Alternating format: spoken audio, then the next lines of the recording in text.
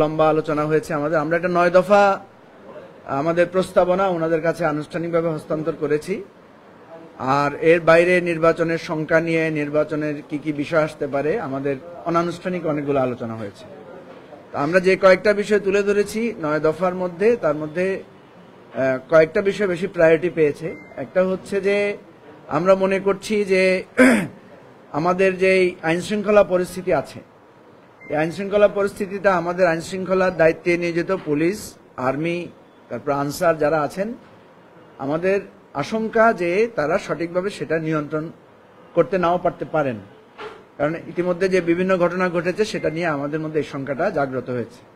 ফলে আমরা একটা প্রস্তাব দিয়েছি ওনাদেরকে যে যারা ভোটার নয়, এরকম তরুণ ছাত্র যারা আছে, বিশেষ করে স্কুল স্টুডেন্ট যারা আছে, তাদেরকে এক ধরনের কেন্দ্রভিত্তিক স্বেচ্ছাসেবক নির্বাচন কমিশন নিয়োগ করতে পারে কিনা। কারণ আমাদের এক্সপেরিয়েন্স হচ্ছে নিরাপদ সড়ক আন্দোলনে কিশোর ছাত্ররা যখন স্বেচ্ছাসেবীর ভূমিকায় ছিলেন, ইভেন আমরা এবারও দেখেছি যে মাইলস্টোন কলেজের ঘটনার পরে আমরা যখন ওই বার্ন ইউনিটে গিয়েছি তখন দেখেছি যে সেখানে ছাত্ররা টোটাল সিচুয়েশনটাকে সুন্দরভাবে হ্যান্ডেল করেছেন, মানে অ্যাম্বুলেন্স আসা যাওয়া, রোগীদের রক্তদান সহ সবকিছুতে, যেটা পুলিশের পক্ষে হয়তো সেভাবে সুন্দর করে করা সম্ভব হতো না।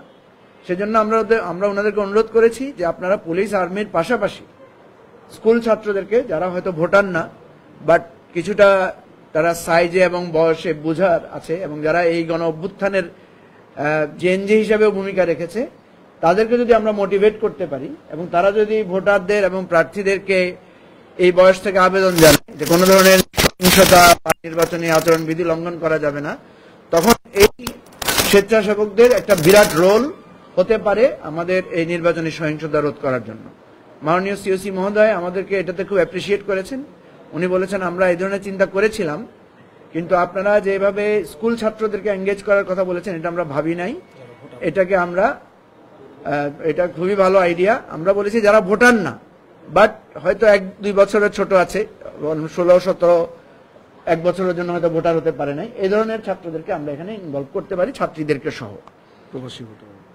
দ্বিতীয়ত আমরা একটা বিষয়ে খুব জোর দিয়েছি, সেটা হচ্ছে নির্বাচনী ব্যয়। আপনারা জানেন যে 25 লক্ষ টাকার একটা নির্বাচনী ব্যয়ের কথা বলেছে। আমরা স্পষ্ট করে আমাদের দলের সাধারণ সম্পাদক ব্যারিস্টার ফুয়াদ এই বিষয়ে আগেও বক্তব্য রেখেছে। আমরা সেটাকে আবার জোর দিয়ে বলেছি যে আমরা নির্বাচনী ব্যয়ের জন্য এদিকে কাটছাট করার কথা বলছি, কিন্তু নির্বাচন কমিশন কোনো ব্যয়ের দায়ভার গ্রহণ করে না। আমরা দেখেছি যে কয়েকটা খাতে প্রার্থীদের বেশি টাকা খরচ হয়। একটা হচ্ছে পোস্টার, একটা হচ্ছে সমাবেশ করা, আর একটা হচ্ছে নির্বাচনের দিন ভোটারদেরকে আনা নেওয়া করা। আমাদের প্রস্তাবটা ছিল এরকম যে পোস্টারকে নিষিদ্ধ করে নির্বাচন কমিশন নিজেই পোস্টার ছাপানোর দায়িত্ব নিতে পারে কিনা, যারা যারা প্রার্থী আছে সবার ছবি দিয়ে, মার্কা দিয়ে, যে এই পোস্টার ওনারা ছাপাবেন এবং গুরুত্বপূর্ণ কিছু কিছু জায়গায় ওনারা লাগাবেন। ব্যাপক হারে পোস্টারিং প্রতিযোগিতা, যত্রতত্র ব্যানার, পরিবেশের জন্য ক্ষতি হবে না এবং এই আনহোলি কম্পিটিশনটা প্রার্থীদের অর্থনৈতিক ব্যয়ের জায়গায় কিছুটা হলেও তাদেরকে নিয়ন্ত্রিত রাখবে। 2 নম্বরে হচ্ছে জনসভা বিষয়টা, জনসভা করতে, বড় বড় মিছিল করতে আর্থিক ব্যয় হয়, সেটাকেও কম করা যায় কিনা, এবং এগুলো শুধু হ্যাজার্ডও তৈরি করে, থ্রেটও তৈরি করে, মারামারিও তৈরি করে। এগুলো ওনারা বলেছেন যে এগুলো নিয়ে ওনারা ভাবছেন। থার্ড, আমরা যে প্রস্তাবটা দিয়েছি যে ইলেকশনের দিন ভোটারদের আনা নেওয়া করার জন্য এবং যারা ভোটিং দায়িত্বে পোলিং এজেন্ট থাকে, দেখা যায় প্রার্থীরা এদের খাওয়া দাওয়ার ব্যবস্থা করতে হয়, ভোটারদের আনা নেওয়ার জন্য প্রচুর গাড়ি ভাড়া করা, এটা নিয়ে অনেক পয়সা করে খরচ হয়। আমরা বলেছি ইলেকশন কমিশন যদি এই দায়িত্বটা নেয় যে ভোটারদের আনা নেওয়ার জন্য shuttle service, free bus service, এবং বিশেষ করে যারা পোলিং এজেন্ট থাকবে তাদেরকে যদি ওনারা লাঞ্চ এবং নাস্তার দায়িত্বটা ওনারা নেন, তাহলে কিন্তু এই নির্বাচনের যারা দায়িত্বে প্রার্থী এবং যারা আছেন তারা কিন্তু আর বলতে পারবেন না যে আমাদের অনেক খরচ। তখন এই 25 লাখ টাকার মধ্যে এই খরচটা তখন ওনারা সিরিয়াসলি এটাকে মনিটর করতে পারবেন এবং তখন অনেক প্রার্থীদের আর মিথ্যা তথ্য দেওয়ার দরকার নাও হতে পারে, এবং বিশেষ করে যারা মধ্যবিত্ত শ্রেণীর প্রার্থী আছেন তারা কিন্তু সততার সাথে নির্বাচনটা করতে পারবেন এবং তরুণরা অনেকে আগ্রহী হবেন ইলেকশনে পার্টিসিপেট করার জন্য। তো ওনারা বলেছেন যে এটা তো অনেক আর্থিক ব্যয়ের ব্যাপার থাকবে। আমরা মনে করি যে নিরাপত্তার জন্য এবং আদার্স দেন যে সমস্ত সেখান থেকে ওনারা কিন্তু খরচ থেকে বেঁচে যাবেন। আরেকটা প্রস্তাব আমরা দিয়েছি, ভোটার সেন্টারটাকে ভিতরে না করে মাঠের মধ্যে উন্মুক্ত স্থানে করা যায় কিনা। উন্মুক্ত স্থানে করলে কম মানে এখানে যেই মানে আমাদের যেটা হয় খানা খুপড়ি ছোট ছোট রুম ভিতরে নানা রকমের এই যে ভোট চুরির বিষয়গুলো থাকে, খোলামেলা জায়গায় থাকলে স্বেচ্ছাসেবকরা যদি চারদিক থেকে বাউন্ডারি দিয়ে রাখে তাহলে ইলেকশনটা ট্রান্সপারেন্ট ওয়েতে করাও যাবে। এবং আশা করতেছি যে আমরা এই ধরনের যেগুলো আমরা অতীতে দেখেছি ছোট ছোট রুমে ঢুকে আটকে রেখে বিভিন্নভাবে ভোট চুরি করা, বাক্স চুরি করার এই জিনিসটা থাকবে না।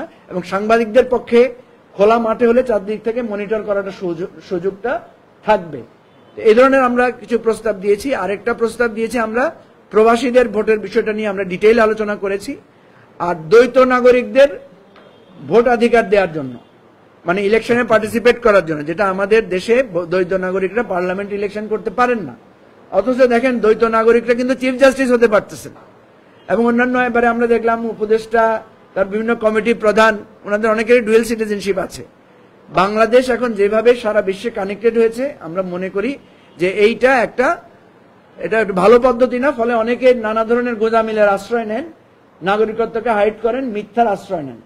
এটা যদি আমরা ওপেন করে দিই যে দ্বৈত নাগরিকরাও ইলেকশনে অংশগ্রহণ করতে পারবেন, তাহলে এটা আমাদের জন্য ভালো হবে। আমরা ভালো রিসোর্সও পাবো, ভালো পার্লামেন্টারি মানে সাপোর্টও মেম্বারদের কাছ থেকে পাবো। ওনারা বলেছেন এটা যেহেতু কনস্টিটিউশন বার আছে আমরা এটা আলাপ করবো, আমাদেরকে অনুরোধ করেছেন আমরা যাতে কনসেনসাস কমিটিতে সেটা আমরা প্লেস করি। আমাদের আরেকটা কথা আমরা ওনাদেরকে বলেছি, যদিও এটা ওনাদের সাথে ফুললি রিলেটেড না, আমরা বলেছি দেখেন আমরা কিন্তু নীতিগতভাবে দুইটা হাউসের বিপক্ষে ছিলাম। কারণ বাংলাদেশ একটা পার্লামেন্টই আমরা কার্যকর করতে পারি না, সেখানে দুইটা হাউস করা এখন আমাদের এই কালচারে আমরা এখনো ঢুকতে পারি না। কিন্তু নির্বাচন কমিশন যেহেতু আমাদেরকে বুঝিয়েছেন এবং বিএনপির যেহেতু একটা প্রস্তাব ছিল যে তারা বাইক্যামেরাল পার্লামেন্ট করবেন, লোয়ার হাউস এবং আপার হাউস, তখন আমরা শর্ত দিয়েছিলাম যে অন্তত যে কোনো একটা হাউসে, মানে একটা হাউস বলতে অ্যাকচুয়ালি তো লোয়ারটা যদি হয় তাহলে তো আর কোনো কথাই নেই, কিন্তু আমরা বলেছিলাম যে আপার হাউসে অন্তত যাতে পিআরটা চালু করা হয়, ভোটের পিআর। তো এখন আমরা এই প্রস্তাবটা দিয়েছি, কিন্তু আপনারা জানেন যে কনসেনসাস কমিশনে সবাই একমত হলেও একটা বড় দল তারা আপার হাউসে পিআরটাকে অ্যাকসেপ্ট করতে চান নাই। ফলে আমরা ইলেকশন কমিশনকে বলেছি যদি আপার হাউসে পিআর না হয় তাহলে আমরা ইন প্রিন্সিপাল বাইক্যামেরাল পার্লামেন্টকে আমরা যেটা বলেছিলাম সেটা আমরা প্রত্যাহার করে নিব।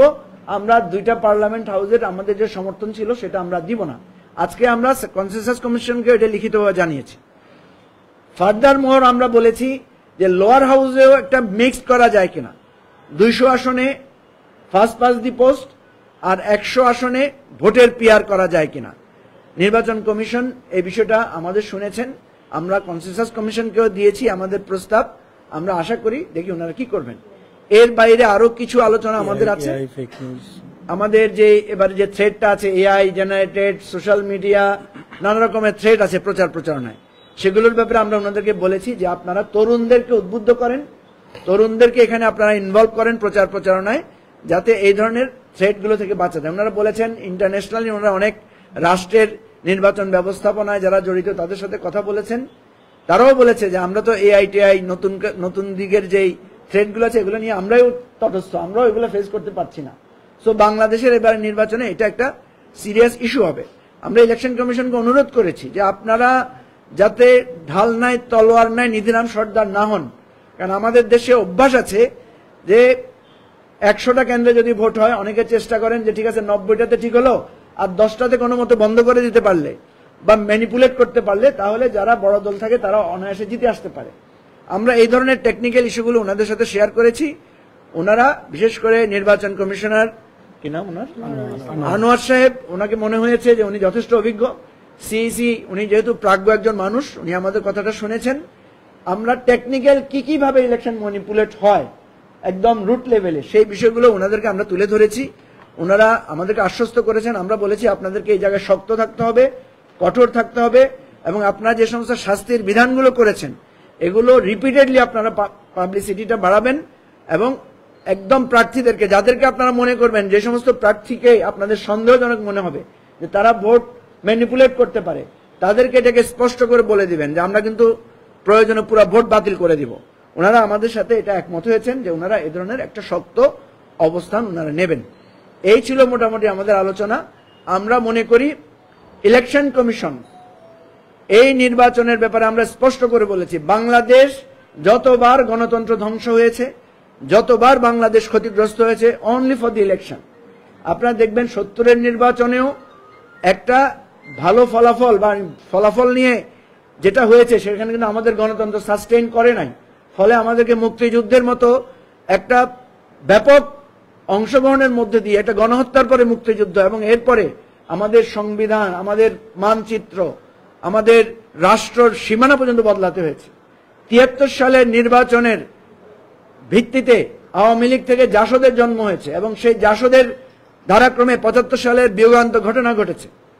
একইভাবে আমরা দেখেছি পরবর্তী যতগুলো ইলেকশন পলিটিক্যাল পার্টির আন্ডারে হয়েছে, প্রত্যেকটা ইলেকশন ম্যানিপুলেটেড হয়েছে এবং তার ভিত্তিতেই গণ অভ্যুত্থান বা রাষ্ট্রে অসন্তোষ হয়েছে। 88 ইলেকশনের পরে এরশাদের পতন হয়েছে, আর শেখ হাসিনা এই ইলেকশন ম্যানিপুলেট করার কারণে তাকে আজকে এরকম একটা ভয়ঙ্কর অবস্থায় রাষ্ট্রকে যেতে হয়েছে। আমরা ইলেকশন কমিশনকে বলেছি, আপনারা যদি ট্রেডিশনাল ইলেকশন করতে চিন্তা করেন তাহলে আপনারা এই 1400 মানুষের জীবন এবং হাজার হাজার মানুষের রক্তের জন্য আপনারা দায়ী থাকবেন। আপনাদেরকে একটা রেভলিউশনারি ইলেকশনের প্ল্যান করতে হবে, নতুন ধাঁচের ইলেকশনের চিন্তা করতে হবে। ট্রেডিশনাল জায়গায় যাবেন না, নতুন করে বিষয়গুলোকে ভাবেন। ওনারা নানা সমস্যাও তুলে ধরেছেন। আমরা আশা করি ওনারা আমাদের এই কথাটা রাখবেন এবং ইনশাআল্লাহ আমরা একটা ভালো ইলেকশন আমরা করতে চাই এবং করার ইচ্ছা আমরা রাখি। আপনাদের সবাইকে ধন্যবাদ।